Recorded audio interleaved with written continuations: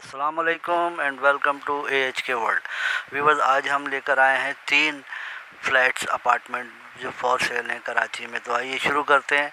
तो सबसे पहले चैनल को सब्सक्राइब कीजिए और कमेंट्स में अपनी राय का इजहार ज़रूर कीजिए।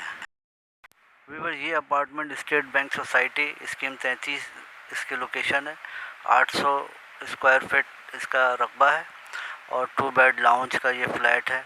नया फ्लैट है, ये लीज फ्लैट है और पानी बिजली गैस सब मौजूद है। सामने 60 फुट का रोड है और आप देख सकते हैं पीछे भी इसके 15 फुट का रोड है और रेनोवेटेड है। डिमांड 45 लाख रुपए कर रहे हैं सेलर।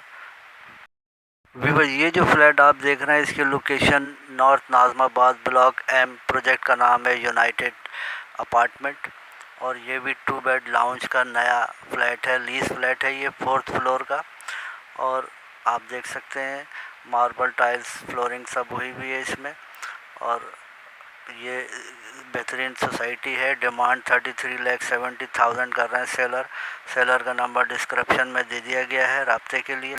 ये जो फ्लैट आप देख रहे हैं गुलिस्तान जौहर ब्लॉक 17, प्रोजेक्ट का नाम है नोमान ग्रैंड सिटी।